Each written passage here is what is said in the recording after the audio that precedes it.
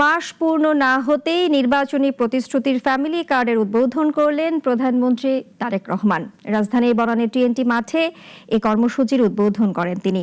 আর এ card হাতে পেয়ে আনন্দে দিশেহারা মানুষ।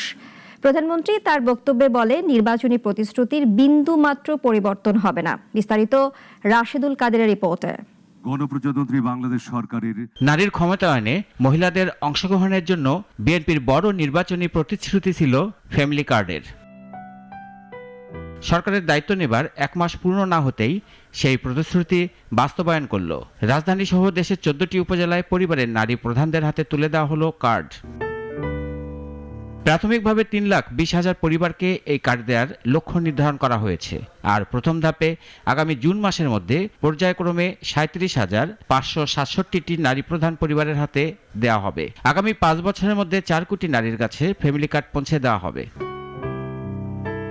রাজধানীর বনানী টিএনটি মাঠে 17 জন নারীর হাতে কার্ড তুলে দিয়ে প্রকল্পের উদ্বোধন করেন প্রধানমন্ত্রী তারেক রহমান। প্রথম দিনে করাইল বস্তি, সাততলা বস্তি ও ভাসানটেক বস্তির 15,000 নারীকে ফ্যামিলি কার্ড দেওয়া হয়। প্রধানমন্ত্রীর বোতাম টিপে উদ্বোধনের সাথে সাথে কার্ডধারীর প্রাপ্ত 2,500 করে টাকা পেয়ে যান। আর এতে আনন্দ আত্মহারা হয়ে ওঠেন তারা। সংসারে এখন নিজেরাও অংশ নিতে পারছেন বলেও জানান তারা।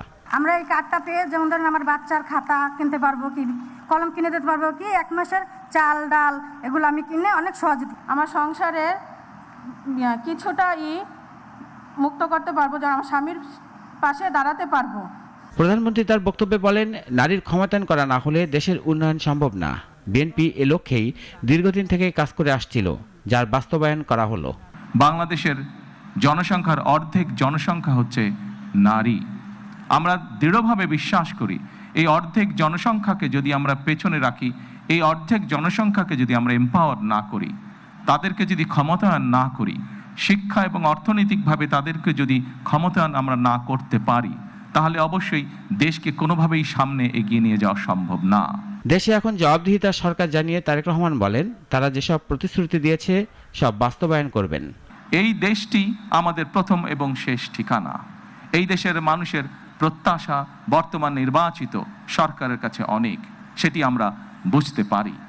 কিন্তু একই সাথে আমরা যদি বাস্তবতা বিবেচনা করি এবং সমসাময়িক ঘটনা, মধ্যপ্রাচ্যের যে পরিস্থিতি, সকল কিছু যদি বিবেচনা করি, তাহলে আমরা যে প্রতিশ্রুতিগুলো দিয়েছিলাম, আমরা অবশ্যই আমাদের প্রতিশ্রুতি থেকে বিন্দুমাত্র আমরা অবস্থান পরিবর্তন করব না। স্পর্শবিহীন জিপ, কিউআর কোড ও এনএফসি প্রযুক্তি ব্যবহার করে তৈরি করা হচ্ছে আধুনিক এই কার্ড। এই কার্ডে নাগরিকের সব ধরনের তথ্য থাকবে। 2030 সালের মধ্যে এই কার্ডকে সর্বজনীন সোশ্যাল আইডি কার্ডে রূপান্তর করা হবে। রাশেদুল কাদের, নাগরিক, ঢাকা।